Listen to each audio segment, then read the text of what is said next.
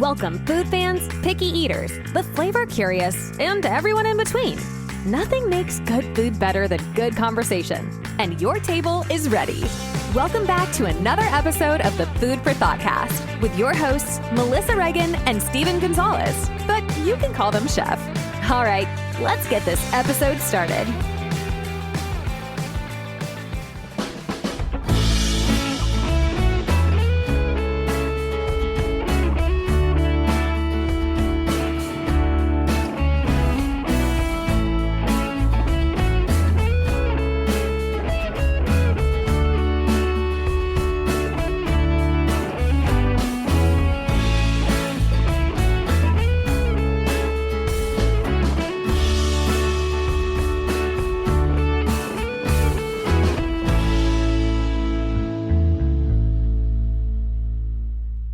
Hey there, food fans. Welcome back to the Food for ThoughtCast with me, your host, Melissa Reagan, and my co-host with the most, Chef Steven Gonzalez. What's up?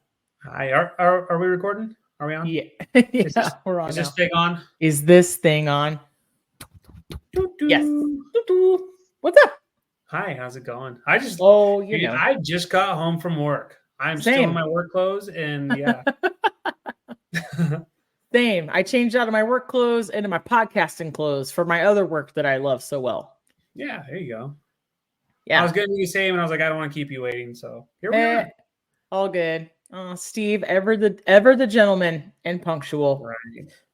Steve, what have you been up to? You know what? I've been working. House projects, working, having fun. Yeah. I feel like this is a trick question, but it's not. Not always. I think what I mean to say is like, what you been cooking though lately? We haven't talked in forever. I have been cooking healthy stuff, and I hate every moment of it. I eat it for like a day or two, and I keep in mind I'm prepping for like a week's worth of stuff, which is a bit much. It's a lot. But, it's a lot. It's one of those things where it's like, okay, do I want all this stuff to go bad, or do I just cook it all and eat it? And like by half a day, I'm like, oh, why did I cook so much? Why am I eating healthy? Ugh, so tired of it. Yeah, but I've been eating good. I've been having some good food. What about you? It's always the same. I will do meal preps, and then I get to about the third day, and I'm just really sick of it. Trying to do some more healthy things here as well. I mean, healthy is kind of completely relative depending on who it's for and what their needs are. But right. In my case, there's a gnat in here. Never fails. Everything tries to stifle the podcast. It's so sweet. They're around you. It's because I'm so sweet. Well, first of all, before I tell you what I've been cooking, what did you say? What I said from the diabetes. First of all, before we get too far into it, I have a bone to pick with North Carolina because it got to 80 degrees here today, and the mosquitoes came back, and I'm very upset about it. So there's one. I just killed one in the fridge when I was feeding the dogs. I was like, "You don't belong in here, sir. Thank you. Bye." Yeah, in the fridge. And then I already have a bite. I've been home for 10 minutes. Fun fact. Yeah. Flies for sure. If they get into like a very cold temperature, they will just freeze up. Yeah, and then they come back to life. It's like hibernate. So what I do whenever I see them at work in my coolers, I'll scoop them out with a piece of paper. I'll put them on the floor and I'll step on them, because the only good flies are dead petty. Yeah. True. One thing that I did to make something kind of healthier this week was I wanted some sweet snacks to have around the house. So I made sugar-free chocolate pudding, like from a box. I'm not an animal, just from a box. For the milk, though, I used chocolate protein shake. So it's like super rich, kind of that Dutch chocolate, like that deep cocoa flavor. Really good. And then I had sugar-free Ready Whip on top. So very, very protein dense. Like I ended up with 4 servings of chocolate pudding that all had no sugar and 8 grams of protein apiece. Not too shabby. And they filled you up from all the protein, huh? Yeah. So it's not that every dessert has to have protein, but I kind of like it when it does. Yeah. So was that the most amazing thing you've had to eat all week? No, but I was going to let you go first. Okay, I'm put on the spot now. I had to think about on that the spot. Actually, we went to go have Mexican food, and I had like these empanadas that were supposed to be like they were called quesadillas, but they were more like empanadas, and they were just hella good. It was like I got a mixed one of like chorizo, one had like chicken, one had just like pure cheese, and holy crap, I enjoyed all three of them. That sounds incredible. I love that so much. Yeah, it was really good. What about you? The most amazing thing I had this week was definitely something that I made. I made a peanut and tofu curry. Oh, that sounds Really good. Walk me through it. Yeah. So I had, so I like to buy a lot of produce at Aldi, but their produce is always on its last legs. So what I do is I like chop it up and freeze it in bags, like however I'm going to use it. So I had diced zucchini, yellow squash, celery, and onion, like in a Ziploc bag. I did half that and half edamames. I froze the tofu, pressed all the water out, and chunked it up so it kind of looks shredded, like just really organic pieces, kind of not like an intentional dice, but just kind of more natural looking. Toasted some peanuts and kind of went the peanut sauce route, lime juice, fish sauce, red pepper flakes, a little maple syrup, and smooth peanut butter, but also added ginger and yellow curry powder and kind of made that the base. So stir fried everything super hard, got it nice and golden. And then little like frozen green beans and corn, like bits and bobs from the freezer, right? Just trying to use up some veggies. But the peanuts and tofu were the main star. And yeah, it was awesome. So I made 4 portions of that, and I froze it and meal prepped it up. I have to tell you about the breakfast I made that I can eat while I'm driving to work. You ready for this? Tell me. Yes. It's Kodiak protein pancake mix. Okay. Smoked turkey sausage links diced up. Okay. So you put the sausage links in the bottom of the muffin pan. Prepare the pancakes as directed on the box. Okay. I subbed about a third for vanilla protein powder. And I had some cinnamon apples that I made maybe like 2 weeks ago. I froze like a half a cup. I just couldn't finish. I was eating on top of yogurt, but I ran out of yogurt.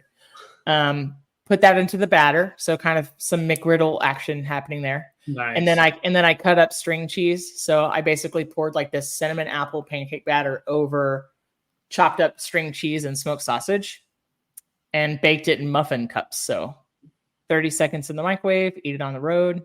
Done. Nothing wrong with that. That sounds pretty good. It was really delicious. So nice. Yeah. That's what's been going on over here. You need to film that. You just show people how to make that. I know I'm really terrible at it. I need to learn from you. I have been struggling lately because I've been working so much, and then of course we had Halloween and all sorts of stuff. So, I've just been pigging out on candy. That's why I'm trying to go here, and I'm regretting every moment of it. What candy? I saw some Reese's in your stories the other day. Reese's and purple pachyderm wine. That was so good. Yes. Yeah. That let's see. Yeah, I've been doing a lot of chocolate Kit Kats, Reese's Pieces, a couple Snickers. Things I shouldn't be having, things that make me happy. So I need to figure out how to enjoy nature's candy, i.e. fruits and vegetables. I had 4 fruit roll-ups yesterday. 0 regrets. Oh, have you seen like those people who do them, like they puree it and then they like they throw pectin and all sorts of stuff. Oh yeah. Fruit roll-ups. No, I don't have time for that. I want the one with I want the red 40. I want the yellow 2. I want every color to be every color to taste like a different fruit. And I want it to have never seen a fruit in its life. That's what I want. Give me the artificial. Sometimes that's what I want, Yeah. Also, fellow manager and myself crushed $51 worth of Taco Bell. No kidding. Yeah, that was stress eating. For those of you who don't know, I just finished opening a restaurant. Was that off the dollar menu, or was that like just regular menu and you had like 3 items? It was like meals and a ridiculous amount of food, to where the drive-thru person was like, "Are you high?" We were like, "No, only high on life. This is stress eating. We're just gonna eat the feelings," which is fine. Stress eating is just the greatest, isn't it? It's awesome. There's not anything wrong with it at all. I wanted some garbage food and I wanted a lot of it. Yeah. And I got the meat sweats and I regretted it. I felt like absolute garbage this morning. I had a crap food hangover. If you didn't know, that's the thing that can happen. It is possible. Totally. It is possible. Been there. Possible. Yeah. So it sounds like I need to figure out how to make a better Taco Bell and show people how to do that. Probably. Just so I'll stop eating it. It's crap. Did you film anything? I am actually slacking. I have some stuff that's filmed. I just need to put it together and do it. I know, right? Nice. So yeah, but I've noticed lately that I've been putting up like shorts and stuff like that, TikTok, and then you do like the YouTube shorts, and I get quite a bit of views on that one. I think keeping people's attention for so much time. I haven't cracked that code yet for my 4-minute videos. But I do like to show people step by step, and I do have a lot of people who are like, "Oh, this is awesome, this is great," but I feel like I could do better. I need to change it up. So okay, well, what does that look like for you? What does changing it up look like? Do you have to try to understand the algorithm or what? I could probably put actual effort into figuring out the algorithm. I just do the same formula over and over and over. I start off, "Hey everyone, welcome to my kitchen," and then it's whatever I'm going to make. So the hard part for me though is whenever I'm making those videos, it's okay, I have to make enough to show people how to make for a couple people. And then next thing you know, I have enough food to feed us for a week, and it's just me and my wife. So yeah, sometimes that's happened a couple of times. And then sometimes you have stuff just to get a quick dinner. So I don't know. I just keep it simple. But like I said, I like showing people how step by step and how to do it, Is there any special behind the scenes things that happen at your house for you to have to film those? Does somebody hold the camera for you? Do you have a tripod? Oh, in that case, so I've got a tripod for my phone because of course I had a camera at one point, and then I figured out that the camera just sucks. Your phone is better than a lot of cameras that are out nowadays, unless you're gonna spend over $1,000 on cameras, but I'm not doing that. Lighting, same. There's filters for that now. Did you know that? No, I didn't know that. I actually spent $25 on a cool light and all that stuff. That's and then you cool. have the circle lights to go on your phones, and there's all sorts of tricks to do, but there's filters for that now. So in case anybody has changed the station and stumbled onto this podcast and isn't keeping up with the conversation, because I understand how podcasts work as media. If you just got here, we're talking about creating content today. That's what we're talking about.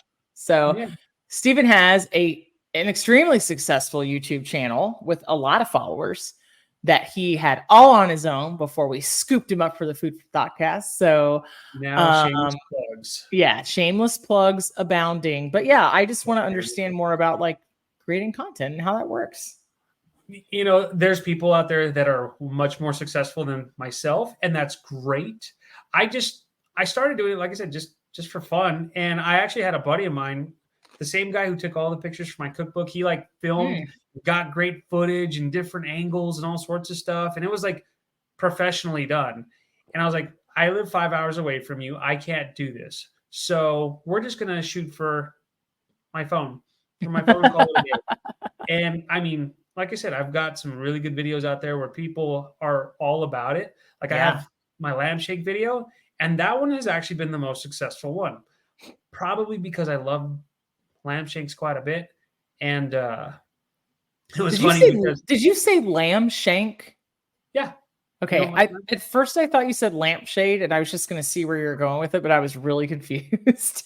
Well, I'm also a little bit congested, so there's also. Oh, I'm sorry. I wasn't trying to draw attention to, but I was like, what did he say? I'll have to play it back later. Oh my God, what did he say?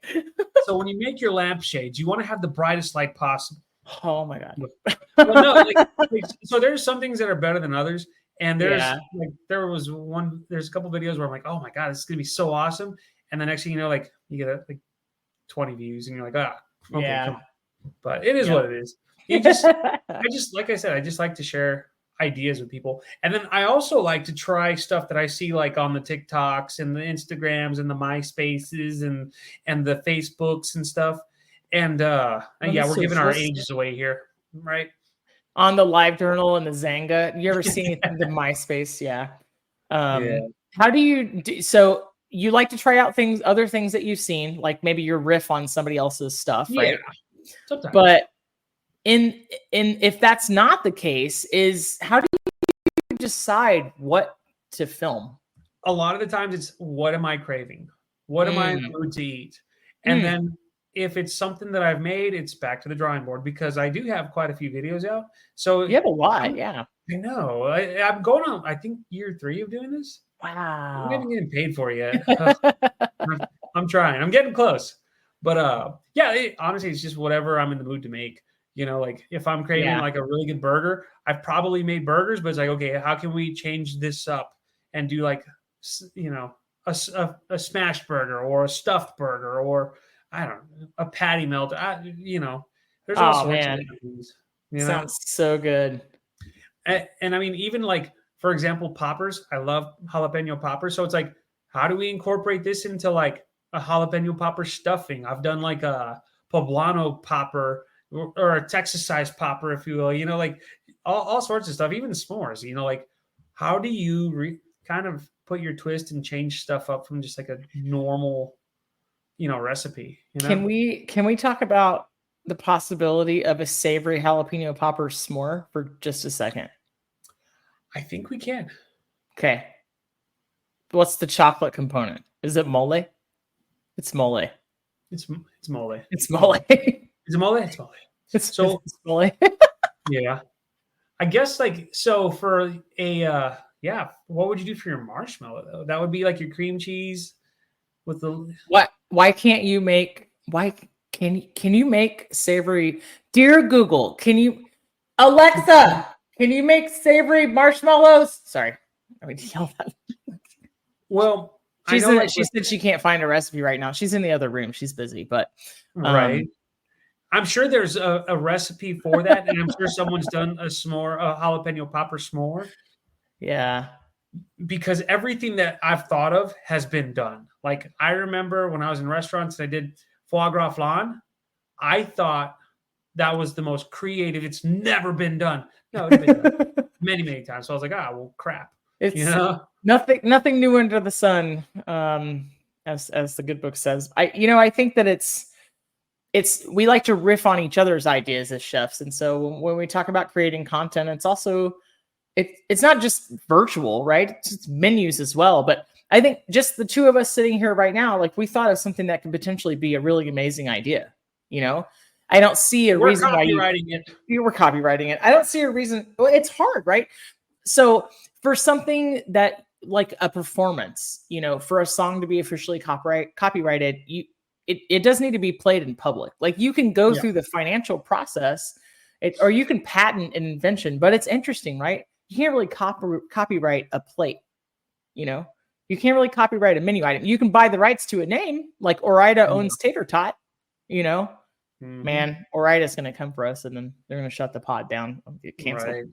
Right. Then I get bastards. I'm going to get potato canceled. But I mean, it's really interesting, right? So I think that you could make some sort of egg white kind of pimento cheese deal, right? Some sort of souffle cut in a square savory graham cracker. What's a savory graham cracker? Like a cornbread crouton-ish, you know? But you would have to like add you would add your bacon grease into it so that way you can incorporate like your bacon component for your popper, right? And then I would imagine what you could do is also like you could probably fire roast and if you bacon, if you bacon stud the savory cracker, right? Yeah. And then you have like pimento cheese savory marshmallow. I don't know what else to call it, but marshmallow doesn't make sense, right? But it has to be some fluffy, pillowy, cheesy component. And then mole. You do like some sort, like for your marshmallow component, you could do like your cream cheese, pimento cheese, and then just kind of do some sort of like maybe not gelatin, but egg white. Like, yeah, right. That's a head scratcher. You would have to like take out the sugar from your air quote marshmallow. What if you did? What if you did like agar, or you could do that too? I was about to say, or like pectin or something along those lines. Yeah, Hey, That way listener, you just let it hang set out up. there while Steve and I have this conversation. Right. Just be over there. It's fine. Yeah, I think that sounds amazing. Oh my gosh, I kind of want it. So And 9 out of then, 10 times. yeah. Go ahead. And then No, what? well, I was thinking, and then you like freeze dried the jalapeno, and you just hit two sides of the melty s'more and like freeze dried jalapeno dust, and then you kind of stand it up, like you stand up the whole We're s'more. on to something. There's Oh my gosh, dude, I want to do it. I want to do it. So like a lot of the times whenever I make my content, it's just like the fewer items the better, because of course no one's going to want to do like a dish that takes like 20 ingredients, you know. And even then, if I do have 20 ingredients, it's stuff that you have in your kitchen: salt, right, pepper, if garlic. anybody is watching at home, my filter is going crazy behind me. Sorry, it's like blurry, not blurry, and not, but camera, I'm right here, the most important part. Right. So, it's me. Yeah, it's interesting versus home, like coming up with something for home and something for a restaurant, right? Yeah. No. I mean, Oh, yeah. Most definitely. That is an understatement right there, because when you're making content at home, yeah, like you're just making a small amount because you want to show someone how to make something. But yeah, if it's successful, you put it like in a restaurant setting, you're having to mass produce that quite a bit, and it's a cool thing. But at the same time, you know, like you have to figure it takes many tries, 9 out of 10 times, to get it right on a much larger scale. You know, and sometimes you don't really have the luxury. Like, let's say if I'm working in a situation like a country club and I'm doing their a la carte menu for dinner, or it's a regular standalone restaurant and I need a catch of the day, I might have 24 hours to come up with it. Maybe a week, like if I'm charting out an entire week's worth of menus, but I might only have the afternoon to come up with something. I might have the fish in house, but I need to know what it's going to do. And at that point, I'm not basing it on, like, you might be basing some of your content on, you know, what are we going to meal prep this week for me and Ursula, or like what do I have around me, or what's in season. But on a bigger scale, it's like, what will the guests like? What's going to be memorable? What's going to make money? What do we have in the house to use? It's a really, really interesting contrast between the two. I think sometimes if I hadn't been in restaurants, I don't really know what my cooking would be like at home, to be honest, because I get so influenced by, I refuse to say I'm influenced by influencers, but I think everybody is on some level, whether you want to admit it or not. Yeah. But I will say, like, I get really influenced by what I'm in the mood for, but it's based on like, what are the things I've burned myself out on and now hate because of my job? And I will never cook those things at home. So there's a no-go list for things I won't cook for myself. Yeah. And then I think, you know, and then you talked about the things you're craving. Some of your cravings can be weird, right? Mine aren't. Out of the blue, wild. Yep. Yeah. Oh yeah. So I just wanted peanut sauce really bad. Really bad. I just wanted it. And I built the dish around wanting that, you know? Yeah. And one of the things I also noticed is, like, the easier it is, the more people are open to it, you know? Like, again, nobody's going to spend, you know, half a day making, you know, a recipe or a sauce or something. They can, but not everyone wants to do that. I could make a 4-minute reel about Bouc de Noël or pot de creme or something like that. But I think what people, or at least from what I can tell on the internet, are looking for is like quick, because we're kind of in this TikTok generation, not us millennials, but the people behind us who are making all the content, you know? And I think that if it's something, I think it's so deceiving, because, you know, they have before and after food. And the thing that really bugs me about finding a content creator for food that I like on social media and trying to do something, the thing that bugs me is like when it doesn't work. You know, they just did it was clickbait. It was just for views. You do the recipe and it doesn't turn out. And now I've wasted money. There's nothing more disappointing. You know what I mean? Whereas I feel like your content, Steve, is like real things you can do in a real house, like in an actual regular people's kitchen, right? Which is in my actual kitchen. It's in your actual kitchen. I mean, that's how Martha Stewart started out. She was filming in her own home, you know, and I think that there's something more relatable for it, but for some reason, sometimes it doesn't really hit that mark of like the views. Because people want to see the weirdest things. They want to see like mukbang videos, like people are eating mountains of food, and I can't. What I can't stand is people chewing. I don't want to hear people chewing. If that's your thing out there, ASMR and all that, great, more power to you. Keep it over there. I don't want it. If I'm watching an influencer's food video and I have to hear them chew the first bite, I'm automatically out. I'm completely done. It depends though. If you're making like if you're making something crunchy or crispy, like people want to hear that, like, or like if you I mean, people want to hear stuff like that, because if you're like, oh, I'm making this badass bread and you want a crunchy bread, you want to hear that when you're cutting into it or biting into it. Like that's one. But like, I mean, you will never hear me going. I think, and that's something I appreciate about your videos too, is that you actually take a bite of the food that you just made. And I think it's obvious that it is. It's not a fake out. It's not a switch at the last minute, right? But it bugs me when I look at. I watched a video. I went to some dear friends of mine's house. I've talked about them before on here, and I know they wouldn't mind me mentioning this. But Tiffany and Jared, we would have these like epic Tuesday night dinner hangs where they would make dessert, and I would make dinner, or vice versa. And we sometimes will send each other things back and forth on Instagram and be like, make this next time, or this looks great, or what do you like this, or whatever. And it's awesome. But there was one time where I tried to make a chocolate tart, like a flourless chocolate tart. So no crust, kind of like a mousse tort, I guess, kind of tort has layers. Tart's the right word.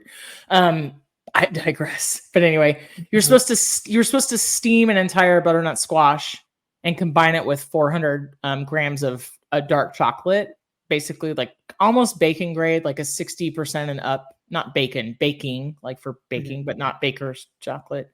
Woof, I'm all over the place today. Sorry, people out there of the internets.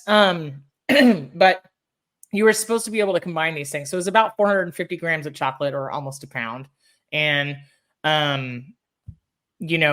you're supposed to be able to combine these things, pour it in a cake pan, let it set, and cut it in a slice. It's not going to work. I thought maybe there was enough dairy solid in the chocolate, it firms when you melt and refrigerate it. It's kind of like butter, it has that quality.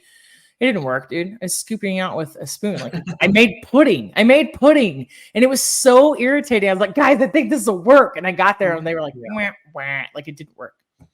I mean, they all can't be zingers, I know, but in the videos where it's like, it didn't come out, and I'll even own it. Like, okay, this was not what I expected. And I say that from videos from time to time. Like, I would probably add more of this. I'd probably do this. That's just me. But it's frustrating because you don't get the real result, right? Like, and then you're comparing your failure with, this is kind of like a mental health verbiage, but I think it's the same thing, right? Because we're talking about balancing expectations between real and not real. You're literally comparing your failure with somebody else's highlight reel.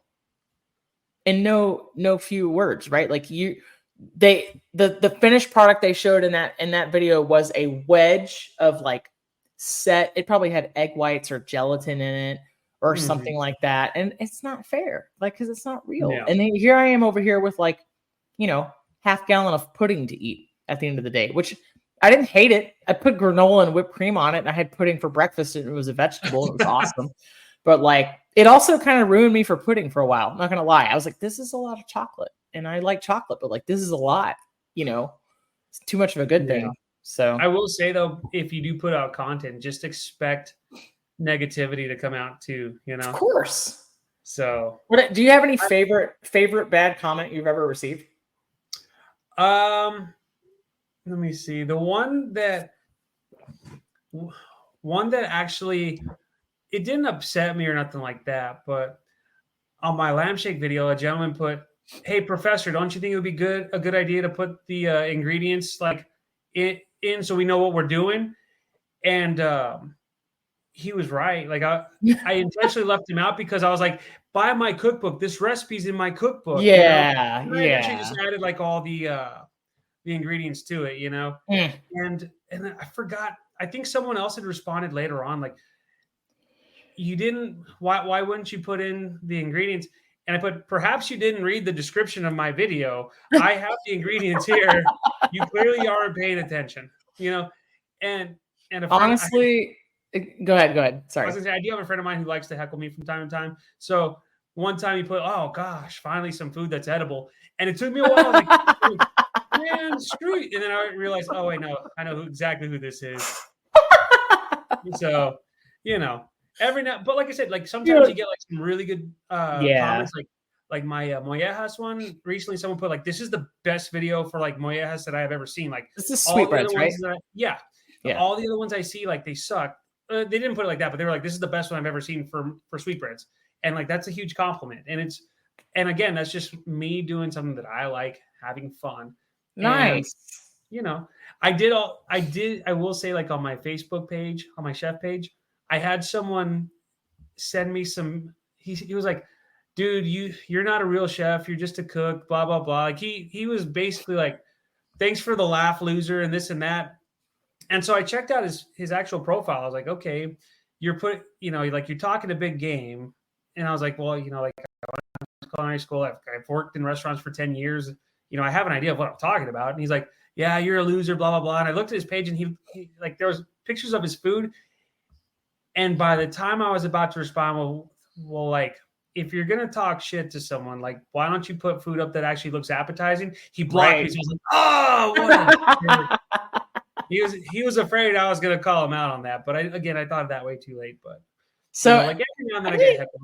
Some people will heckle in good fun, and maybe you can, you know, kind of suss those out. I think some people just want to cause trouble, and that kind of the comment section of the internet, the comment section of anything, right, is really a toss up between people who are well-intentioned and people who like to hide behind a keyboard. You know, it doesn't matter what the topic is, right? And I think there's a lot of vitriol and hate and really, I think, stupidity that. But man, when we're talking about food, it's like, come on, it's food, right? Yeah. It's food, ladies and guys. Like, this is not a brain surgery. This is not do or die. This is it's sustenance in a fun form. I thought you might enjoy this video. Please don't be a jerk. Right. Well, like, every now and then you'll get someone with constructive feedback, like, oh, I would add this and I would add this. And I love those comments. Like, it's just like, awesome. Thank you for that feedback. I didn't think about it. Like, it's a different perspective. You know, and every now and then I'll get a comment where it's like, you don't know what you're doing. I'm like, well, this is my channel. This is my recipe. This is my video. You don't have to pay attention if you don't want to, you know? So, like, whatever. Right. But, you know, that's how I feel about all sections of social media, right? This is my thing. And if you don't like it, bye. Yeah. And you know, I feel the same way about my kitchen. I eat the things I like to eat. I'm going to cook what I like to cook. And if you don't like it, see ya. I have a lot of people all the time. I just don't like tofu. I just don't. Cool. In your kitchen, don't cook tofu. It's fine. You don't have to like it. I like it because several years back, not several years, I guess it's more recent than that, but everything feels like it's been a million years, right? Because it's a lot of life has happened, but you know, the price of eggs and meat went up. So I used less eggs and more beans and more tofu and less meat, right? Like I figured some things out because I wanted to spend less money. Eggs are a manageable price now, but now I've kind of like, I exist without them. I exist. You see what I did? Yeah, without them. Womp womp. So, you know, I have to do it at least once an episode. Steve, when did you start producing food content? Man, I want to say like 3 years ago, something like that. Have you right before COVID? I want to say. Okay, so it was like 4 years ago. Because a lot of people like started doing that stuff during COVID. Yeah, and honestly, it was one of those things where my mother-in-law was saying you should put like a QR code in every video or in your book, and you know, tie it all together so you can give a step by step, which is a great idea. But you know, I'm not that technologically advanced. I know how to put up a basic video and call it a day. Thumbs up. But at the same time, I was like, well, I already put out this book. Like, I can't go back and add all this stuff. You know, you go backwards. Yeah, but I mean, you know, like she had a really good point, a valid point. So again, I had a friend of mine, you know, film a couple videos, and he did a bang up job. But it was like 10-minute videos, 8-minute videos. And I'm not gonna lie, as great as they were produced, it was like, okay, I'm getting, you know, like I can't watch a video for 10 minutes. Like I'm not even gonna lie, like I will doom scroll my phone all the time. I'm really terrible about it, but it's a really good turn your brain off disconnect. So I give myself about 15 minutes before I go to bed, and then I'll do some other things like I'll pray and meditate and try to, but it's just a good like turn the brain off. It's like when you watch a TV show that you've seen 1,000 times, you know? Yeah. And but one of the things is like I don't want anything longer than like 2-3 minutes. Even that's really pushing it, right? Yeah. And so I want like a minute and a half.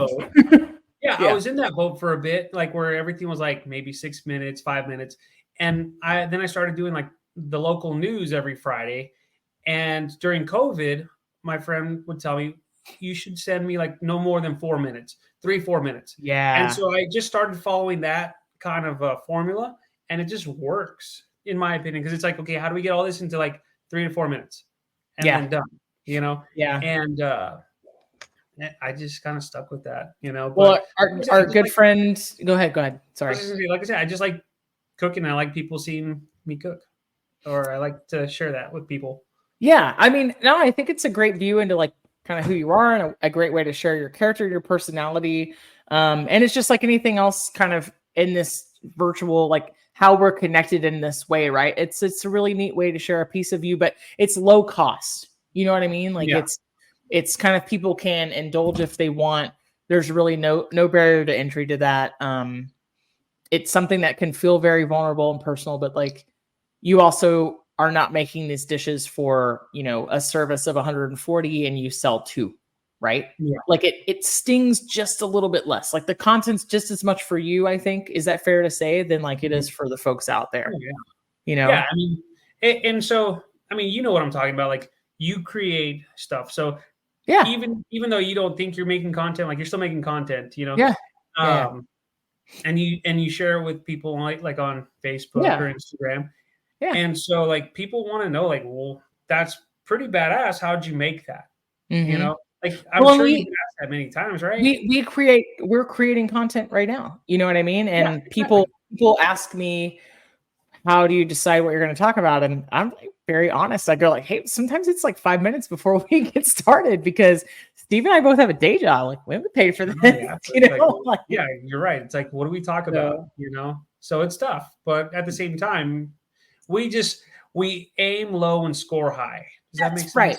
That's my life's motto. Well, and you know, good friend of the show and listener. Thank you so much, Mikey, one of the hosts from the Deucecast movie show.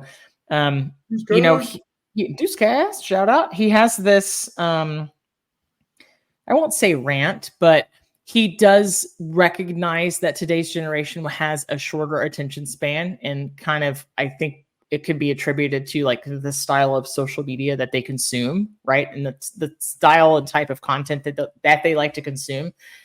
But he will like really lean into that and say that's why like younger people don't really appreciate movies. And I think I tend to agree with him because I can hang in there for a 2-3 hour movie, but I can't do it without my phone in my hand. Sometimes I have to rewind and go back. I just get distracted. Like it's just instant gratify on the little computer that's in my hand. You know what I mean? Sometimes I'm like, oh my gosh, I have to. Right. Well, I can do it. I need like a potty break though. I'm getting old. I don't know. I watched like Mission Impossible 4 the other night for no good reason, just because I could. And I like popped a bowl of popcorn. It was my dinner. No regrets. Protein shake, bowl of popcorn. But I don't even have to justify the bowl of popcorn, Steven, with the protein shake, but I felt like I should throw that in there. Salty and sweet. Because I did have it. Yeah, salty, sweet, duh. But no, I mean, I did find myself looking at my phone, and then I would look down, and it's funny that we're having this conversation because I would look back up and go, man, what did I have to look at my phone for? Why? Because something I subscribed to on YouTube like popped up a subscriber notification, like a bubble, like a red notification, and I'm hardwired to immediately check it. Like I can't even imagine. I just felt like a rat in a maze. You know what I mean? So I was like, oh, something so drastic. Was it life-threatening that I had to check that? I mean, can't pay attention to a movie. You know what I'm saying? Yeah, exactly. So, it's like when I watch movies too, like I can't watch anything more than 2 hours nowadays, which every movie nowadays is like 3 hours, 2.5 hours, Yeah. 3 hours. Yeah. You know, it's like, Yeah. but I can't do it anymore because I fall asleep. Like in the theaters, I fall asleep all the time. So I'll tell you, and we'll talk about some of our favorite content creators too. Like there's not older, that's not the right word. There's a well-established guy. I'm sure you've heard of him, Binging with Babish. You know that guy? So I might have seen him a time or two. He's been around on YouTube for a really long time. A lot of things he does are pop culture related. So he'll recreate, like he recreated like the cheesy blasters from 30 Rock, like Meat Cat and the cheesy blasters, or he'll do things like, he'll be like, I recreated this from this movie or this TV show. Very accomplished chef, really, really cool guy. His videos are long. I lose my attention span. Like they can be long because they have to be detailed, because he has to tell the story of like how he got there and how he recreated whatever it is. But yeah, it's so I totally get, you know, to Mikey's point, even when it's food content and I want to watch it, I want it packaged and small and like easy to digest. Puns always intended. Intend your puns, cowards. But yeah. Yeah. Do you have any favorite food content creators, Steve? One of my favorites is a guy from South Texas. And his name's Arnie Tex, and he does like Tex-Mex food, like stuff that I grew up with. And it's I think I've seen that guy. Yeah, actually. So one time I was down the valley, I tried to hang out with him, but like our schedules just didn't line up. But he's a cool dude. Like he actually answered like when I reached out to him and all that. He was cool. Yeah. So I just Googled him just to make sure I was like talking about the same guy. He has that epic mustache. He's the same guy. Yeah. Yeah. He's cool as can be. Dude, that's so cool. Well, who else do I watch? I don't know. Like I don't have like a lot of favorites that I think of like off the top of my head. I follow a handful of pages on like Instagram and whatnot, but you know. I have a list. I do. So there is a couple out of the UK. They're called So Vegan. They make their own, like, they'll do like alternatives. You know, people kind of have this like tired argument about veganism, right? They're like, why do they want to make everything taste like meat? It's not making things taste like meat. It's just making things taste good. And meat is like umami. So it tastes good. You know, but they do some really, really brilliant stuff that doesn't have any preservatives, fillers. They're not buying like sub burger patties. I really like those kind of things where people get really creative and I learn something. So I'm not vegan, but I really appreciate like what chefs can do with that stuff. There's a guy called Layton. He is the Plant Slant on Facebook and Instagram. He's not vegan, but he like advocates for beans because he says like 2023 and 24 were the year of fiber. So whereas every year before that we were emphasizing protein, but he's like, you need this much fiber, and he does neat stuff with like lentils and beans. But what I like about that guy is like he is no nonsense nutrition information. So it's not from a place of like body shaming or this is the only way or like keto is right and everything else is wrong. It's just like very no nonsense from a guy who went to school for it. Like, this is how many grams of this is in this, and this is how you can get more or less of this, right? Just like very bare bones. Beardo Weirdo, that guy. Oh yeah, that guy's awesome. You know, that guy's amazing. He doesn't create as like so much as he reacts, but he's really, really cool. Zach Cohen is a bodybuilder who does meal prep with Walmart ingredients and Aldi ingredients. So, and he does like halfway stuff.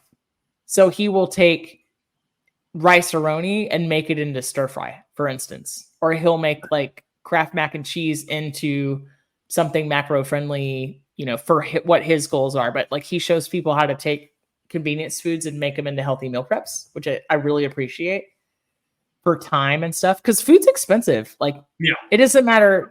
No two ways about it. Right.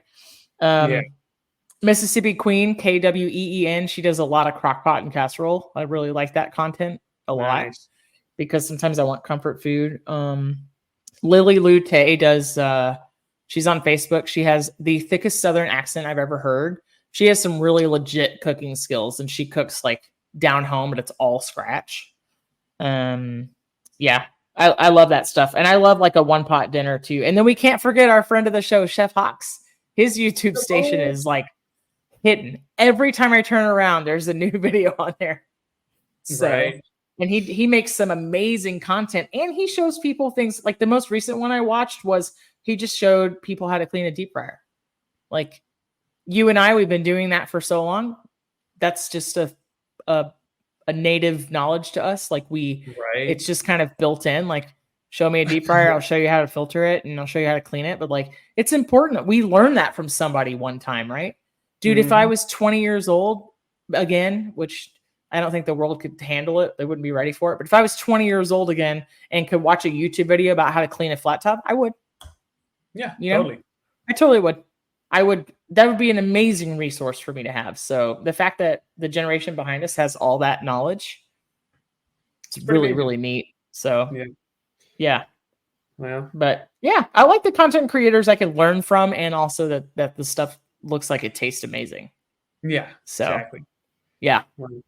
Yeah. Now you're influencing me to go start creating. And I'm gonna send you. I'll put the list of the creators in the show notes. There's a guy called I Think I Can Cook on Facebook. He literally has a stationary camera, and he just shows him cooking his family's dinner. The guy's legit. He does all sort of things, but he does them in bulk. Like he's cooking for 5 every night. Yeah. So I love that stuff. Nice. I love it. I mean, I'm a chef. I know how to cook a whole bunch of things, but I love watching that content. I never get tired of it. So because I like seeing other people like thoughtfully engage with food too. You know? Yeah, most definitely. So, Steven, what are you cooking this week? I guess I'm making savory s'mores. You're making savory s'mores. I can't wait to see it. Normally, I keep it very simple. This one's going to be a little bit more detailed, so it's going to have to be a multi-parter. Yes. Savory marshmallows, mole negro, bacon, jalapeno, cornbread crisps, crackers. Oh my gosh, I'm so excited.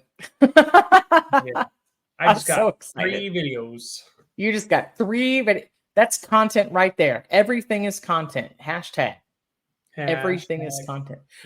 One of these days, I'm going to get brave enough to put myself out there, and I'll film cooking something. And when I do, I'm going to come to you because I think you're the content creating guru, my guy. I wouldn't say guru, but I appreciate the compliment. The guru. Take the compliment. Take the compliment. Cool. Well, we're going to have to really start figuring that out and setting up dates.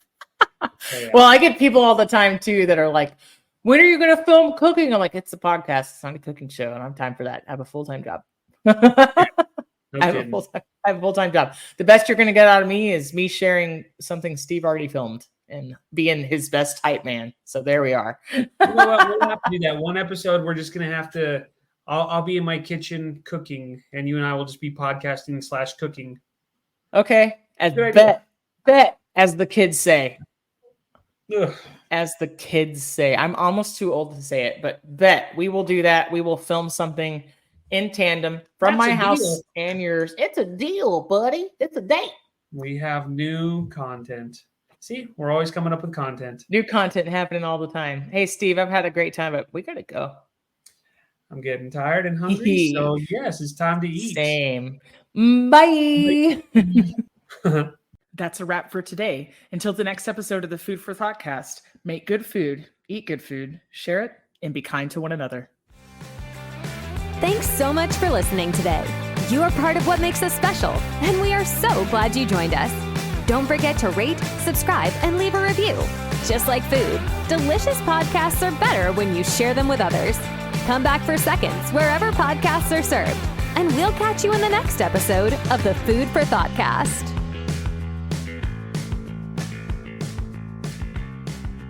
You can find us on Facebook and Instagram at the Food for ThoughtCast or at www.foodforthoughtcast.com, where you can link to all podcast players, or you can send us an email at foodforthoughtcmc@gmail.com.